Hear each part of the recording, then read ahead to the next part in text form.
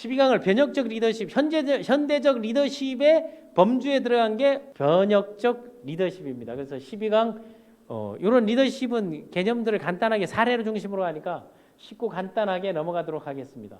그 현대적 리더십은 크게 두 갈래로 나눠요. 특성 이론, 행동 이론, 그리고 상황 이론의 체제다 보니까 그 현대화되면서 여기에 사례들을 보니까 거래적 리더십은 리더가 무엇을 원하는가 또는 조직원이 무엇을 원하는가에 따라서 거래 형태로 이루어지는 거예요. 그 구성원들이 난 이걸 원하고 난 이건, 그러니까 이런 거래적 리더십에 익숙해 있는 사람들이 이걸 하게 되면 누가 좋은 거예요? 이걸 따지는 거예요.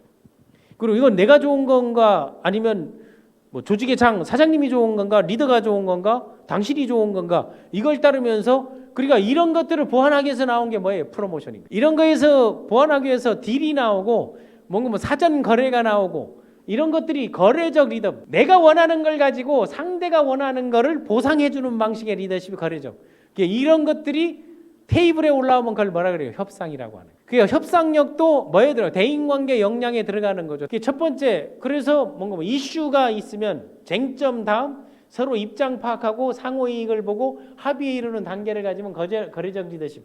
그런 과정에서 이제 진화한 게 변혁적 리더십. 이건 뭔고 하게 되면 이건 나만 좋은 게 아니고 협상력 하게 되면, 내가 이제 우리 아이가 어린 때, 작은 아이가 어린 때 뒤에서 10% 하위 10%였거든 공부가. 내가 90점만 맞게 되면 이제 포상을 한다고. 그리고 어느 날 갑자기 90점을 받고 와 이제 포상해 주라고 얘기하는 거예요. 포상이라는 개념이 그건 쌍방이다. 너도 나에게 포상하고 나도 나에게 포상한 거니까. 그건 약속이 다르잖아 그러는 게. 뭐가 다른데 했더니 90점만 해준다고 했잖아. 그때 거래적 리더십이 나와. 거기에 변혁적 리더십을 가미시키는 거예요. 자, 90점 맞으면 누가 좋아? 딱 물었어. 네가 좋아? 아빠가 좋아하니까. 나도 좋고 아빠도 좋지. 그런데 아빠는 네가 40점 맞았을 때도 좋았어. 내 아들이니까. 근데 90점 맞으니까 너는 무지 좋잖아. 그러면 그 보상이 너에게 간 거야? 기쁨이라는 게 나에게 온 거야? 너에게 간 거지. 네가 기뻐하는 모습이 나는 기쁜 거야. 너를 통해서 내가 보상을 받은 거야. 그러니까 네가 아빠를 위해서 뭘 해줘야 돼. 그러면 안 되지. 네가 해줘야지. 네가 기분 좋고. 그러니까 그래서 발지압권 5장만 만들어서 발지압을 해줘. 그러면 내가 발지압권을 만들고 발지압을 해주는 조건으로 장당 10,000원씩 50,000원을 줄게. 이게 거래적. 변혁적. 하급자로 자신의 관심사를 조직 발전에 기여하도록 유도하는 거예요. 그래서 동기부여하는 거예요. 야, 잘 되면 너 성공하고 너 승급하고 네 부자 되고 네가 좋은 거 아니에요. 그러면 사장님은 돈 많이 벌잖아요. 그런데 네가 못 벌면 나는 안 되는 거야. 네가 버는 게 우선이야. 그를 움직이게 하는 거. 그러니까 여기에는 뭔가 창조와 혁신, 영감을 불러일으켜야 되고, 이때 뭐가 필요해요? 셀프 리더십. 빌더를 셀프 리더화하는 과정이 변혁적 리더십이라고 저는 강력하게 주장하는 거예요.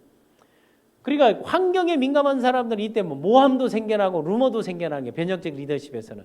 그러니까 80년대의 리더들이 두 가지 평가가 나오는 게 다 이렇기 때문에 나오고, 그다음 도전에 대한 수행, 그리고 신념과 이상에 대한 확신. 그런데 이때 뭐 아까 기능 중에, 리더의 기능 중에 신념, 철학, 사상, 미션, 그리고 기술, 전문성, 가치, 행동, 이런 것들이 확고하게 되면 거래적 리더십에서 상대를 동기부여시키고 상대를 움직일 수 있는 힘이 생겨나잖아요.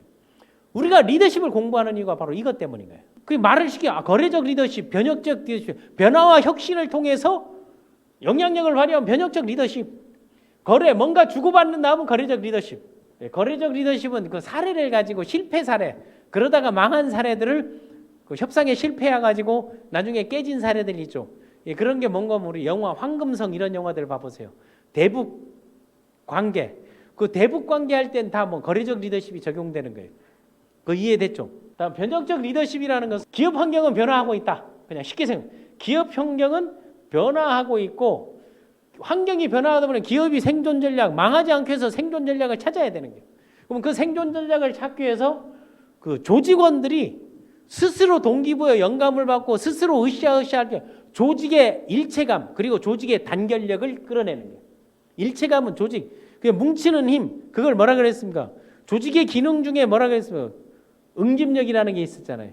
그러니까 그 처음부터 뭉칠 수 있는 고양이 같은 사람, 아니면 뭐 연식이 같은 사람, 전공이 같은 사람, 이런 것들을 모으는 게 다 이런 일체감을 만들어주긴 거거든요. 근데 그거를 적극적으로 참여, 유발시키는 동기 유발, 적극 참여 유도. 그러니까 적극적으로 행동에 임할 수 있도록 만들어주는 거예요. 그러면서 새로운 리더십의 패러다임을 만들어 놓은 걸 뭐라 한다? 트랜스포메이셔널 리더십.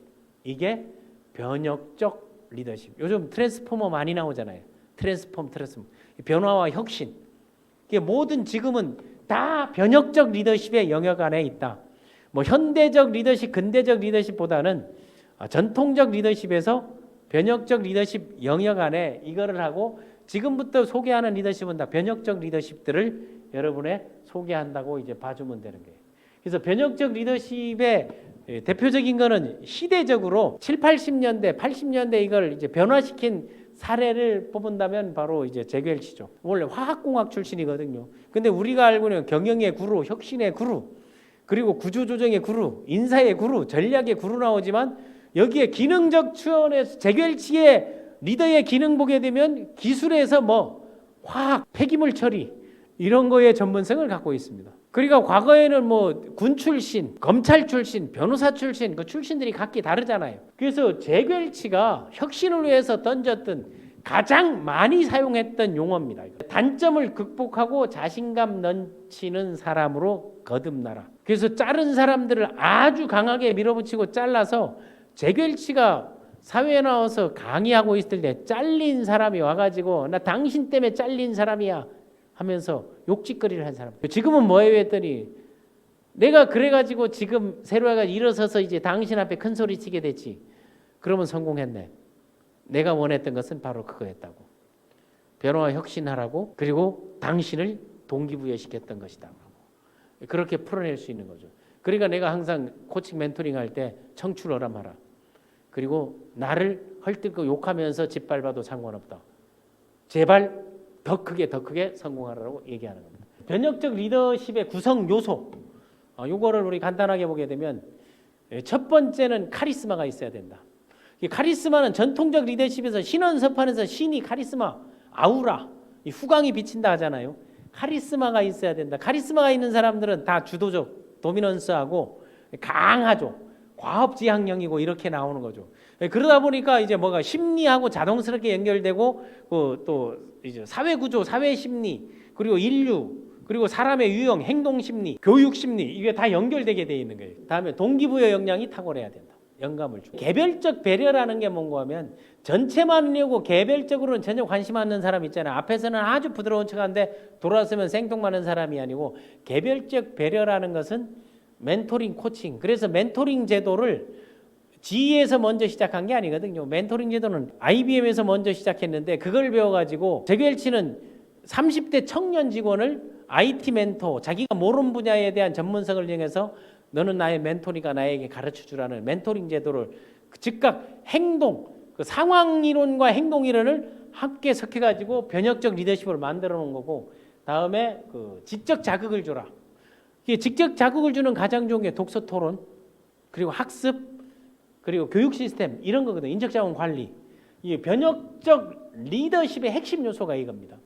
이 네 가지를 여러분들은 뭐 하면 된다? 자기 개발을 하면 된다는 게. 뭐를? LDT 리더십 과정을 통해서. 다음에 한국의 그 변혁적 리더의 대표적인 케이스를 저는 현대그룹 창업자 아산 정주영 회장님이죠. 세기의 도전자라고 할 수 있습니다. 그리고 이제 긍정의 마인드, 그리고 위기의 승부사, 전략, 전술, 사례, 뚝심 이런 게 아주 대단했죠. 그 앞에 얘기했던 이 리더십에 대한 리더십을 분류하는 거는 카리스마가 있나 없나. 카리스마가 있었죠. 해보긴 했어? 네가 한 거야? 이런 것들을 이제 했었잖아요. 그리고 동기부여하는 거. 빈대 앞에서도 배울 게 있다 얘기하는 거고 또 유명한 얘기가 있잖아요. 시련은 있어도 실패는 없다라는 거. 그리고 개별적 배려, 아침 미팅을 할 때라든가 이 지적 자극을 하는 거. 학력이 이제 초등의 학력을 가지고 이렇게 나갈 수 있었던 거. 무슨 일을 시작하든지 된다는 확신. 이게 빌더 정신이 아주 강하기 때문에 빌더. 혼자 저 강원도 홍천에서 쌀판동 가지고 소판동 가지고 혼자 와가지고 가족 지금 3대 4대들이까지 이제 먹여 살리는 길을 열었잖아요. 이북에 또 소를 몰고 가는 금강산 관광의 그 기틀을 열어놓고 확신 90%와 반드시 되게 할 수 있는 자신감 10%, 자기 획신. 이게 뭔가면 긍정의 포지티브 마인드에서 뭐가 강했다?